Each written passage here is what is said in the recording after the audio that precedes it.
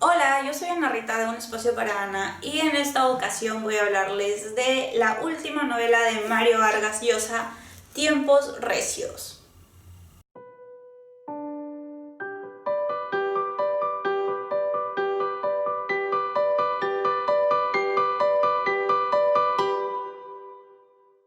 Para una persona como yo, ignorante totalmente de la historia de Guatemala, esta ha sido una lectura sumamente enriquecedora y de mucho aprendizaje. Quiero dejar en claro que yo no soy especialista en historia ni nada y puede ser que cometa patinadas a lo largo de este video. Si algún dato que yo diga es inexacto, por favor déjenlo ahí en los comentarios porque lo que se trata es de aprender todos. Como el mismo Vargas Llosa reconoce, escribir este tipo de historias le brinda a él la oportunidad y la libertad de inventarse y crear aquellos acontecimientos o fragmentos históricos que no están plasmados o especificados en algún libro de historia, que sí debe regirse por la exactitud. Entonces él tenía toda la libertad de crear y de inventarse o de desfigurar y transfigurar a los personajes a su gusto. Sin embargo, sí ha respetado varios acontecimientos que ocurrieron en la historia de América Latina. Si en algún momento Vargas Llosa se preguntó en qué momento se jodió el Perú, este libro sería como el símil, pero a la pregunta en qué momento se jodió Latinoamérica, porque nos cuenta el momento preciso en el que la intervención estadounidense es muy clara, es muy fuerte y demuestra que no está dispuesto a que los territorios de América, o sea Centroamérica en el caso del libro, pero en general, tengan esta libertad. Y esto es por el gran temor que se vivía a raíz de la llamada Guerra Fría, que básicamente es el enfrentamiento entre Estados Unidos y la Unión Soviética.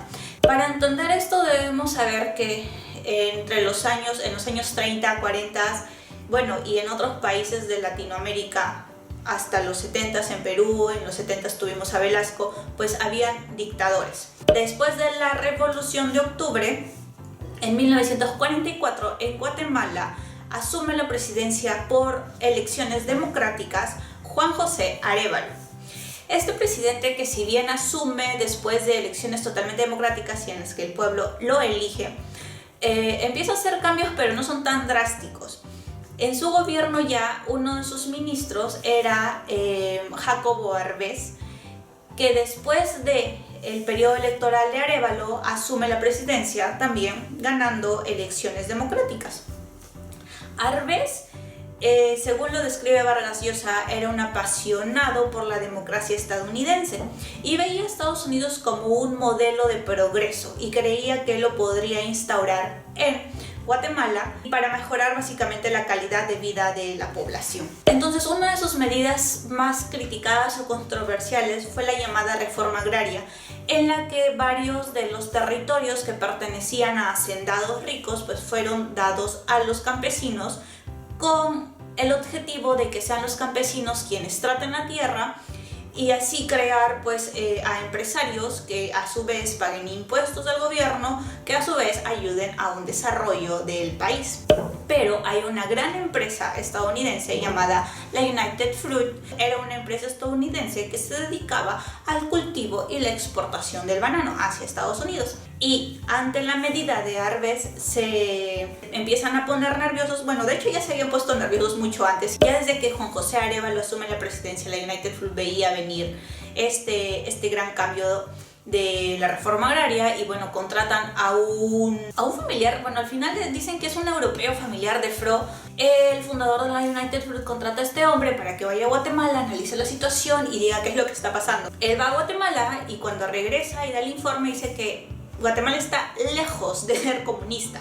Arbenz es un demócrata, o sea, él era un demócrata y veía a Estados Unidos como un modelo a seguir. Sin embargo, le convenía a Estados Unidos que Guatemala sea una democracia y que empiece a cobrar impuestos a sus empresas. Entonces, ¿qué es lo que debían hacer? Convencer a los medios, y no a los medios tradicionales, sino a los medios como el New York Times, el Washington Post, de que Guatemala era una antena soviética y de instaurar esta idea para que luego los gobiernos estadounidenses, primero Truman, que se negó, y luego Eisenhower, pues aceptaran que tenían que intervenir en Guatemala. Y bueno, fue la jugada que hizo la United Fruit. Entonces, cuando Arvez propone, años después, en los 50, su reforma agraria, ya en las actividades o las acciones estadounidenses ya habían entrado, o sea, ya estaban dándose. Y la principal era instaurar a Castillo Armas como presidente de Guatemala, sacando a Jacobo Arvez para que, bueno, garantizar que las empresas estadounidenses no se van a ver afectadas por el pago de impuestos y muchas otras medidas. Ciertamente el pago de impuestos no es lo único, pero en mi opinión es una de las cosas así más impactantes. Y bueno, se gesta todo este golpe militar financiado por Estados Unidos y también con intervención del dictador de República Dominicana, Trujillo, y Castillo Armas se instaura como el presidente de Guatemala. Entonces, parte importante de la historia del libro se da en este momento en el que Castillo Armas ya es presidente y de pronto tiene un amante, y de pronto Trujillo, como una venganza, ya que Castillo Armas no había cumplido con algunas promesas que le había hecho, manda a su mayor asesino, que es Aves García, un personaje alucinante. Y de eso básicamente trata Tiempos Recios, de cómo Guatemala, que estaba viviendo un momento democrático, histórico y con un enfoque hacia el desarrollo, ve truncados sus planes por la intervención estadounidense, que hizo también lo posible y lo imposible por ocultar las pruebas que lo dejaran en evidencia. La historia se ha encargado de sacar a la luz estas pruebas. En mi opinión, hay dos personajes que resaltan sobremanera dentro de la historia. Uno de ellos es Miss Guatemala, una mujer astuta, audaz, de armas tomar y creo yo muy temeraria. Y por otro lado, el asesino de Trujillo, Aves García, Johnny Aves García, cuyo final me dejó sumamente impactada. Ahora, no quiero hacerles spoilers sobre la historia, sin embargo, al ser una historia basada en acontecimientos reales o, bueno, inspirada en acontecimientos reales, pues creo yo que ya muchas personas pueden intuir el final, ¿no? Para mí ha sido sumamente enriquecedor leer el libro. Yo, al no conocer nada de esta historia, o sea, de la historia de Centroamérica de estos años sobre todo, la he encontrado fascinante, ¿no? Y ha despertado en mí mucha curiosidad de enterarme y de seguir investigando. Sin embargo, debo reconocer que me costó empezar el libro. Las primeras páginas eran confusas y yo no lograba engancharme con la historia. Ya cuando entendí la línea cronológica, ya fue más fácil para mí entender de qué iba el libro, de qué iba la historia. Otra cosa que debo decir es que sí siento que algunas partes se quedan como colgadas o como que les falta un cierre. Lo digo sobre todo por la historia de Miss Guatemala. Siento que se queda como vacía y que en algún momento se olvidan de ella dentro del libro. Arvez, entiendo de que al ser derrocado por Castillo Armas, desaparece de la historia y se podría entender que no es tan importante para los acontecimientos. Sin embargo, al mismo tiempo creo que en el libro se ha tratado de hacer una reivindicación a este hombre que lo único que quería, según lo que se plantea aquí, era el desarrollo de Guatemala y que tuvo un final tristísimo. Este tipo de libros también me parece muy interesante porque nos ayuda a interesarnos por la historia, por lo que está ocurriendo, y la historia no es necesariamente aquello que ha ocurrido hace muchos años atrás, ¿no? Las cosas que ocurren en el presente también van a formar parte de la historia y creo que es muy importante que nos mantengamos informados.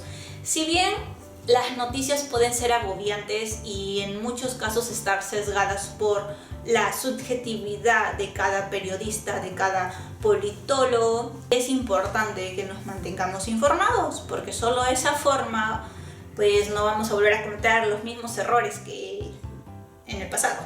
Y ya para finalizar, sí quiero recomendarles la lectura de Tiempos Recios, sobre todo para aquellos que como yo no están muy enterados de la historia. Creo que es una muy buena introducción para conocer los orígenes de muchos conflictos sociales, muchas situaciones. Creo que en el libro podemos encontrar una explicación a lo que está pasando.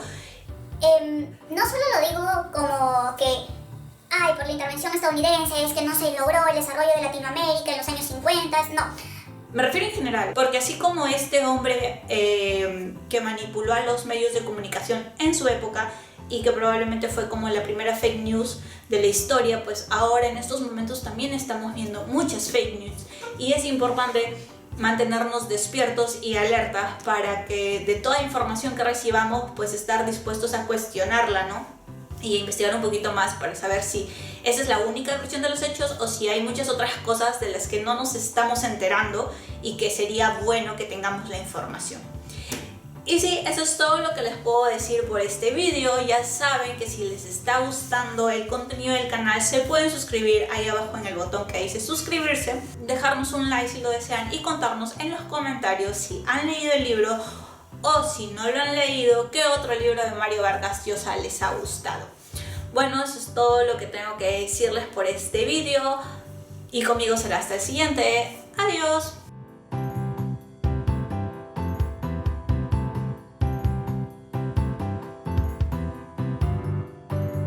Y sí, amigos, me pareció una muy buena oportunidad para hablar sobre el tema de las fake news y de todo lo que está ocurriendo. Bueno, ya sé que la pandemia está en todos lados y que lamentablemente Perú es el país que ha sido más afectado a nivel de muertes, a nivel de contagios y que estamos viviendo tiempos muy difíciles y que ver las noticias agobia y cansa sobremanera, pero creo, sin embargo, que por nuestro bien y por nuestro futuro debemos mantenernos alerta y debemos informarnos sobre lo que está ocurriendo y ser capaces de ver más allá de nuestras necesidades, porque quizás para nosotros algunas cosas que ocurren podamos decir, pero a mí me conviene porque voy a tener esto y esto. Ir más allá de la necesidad individual y pensar en la necesidad colectiva. No sé, esa es mi opinión. Así, mi polo es de Ana Paula Machuca, una artista piurana.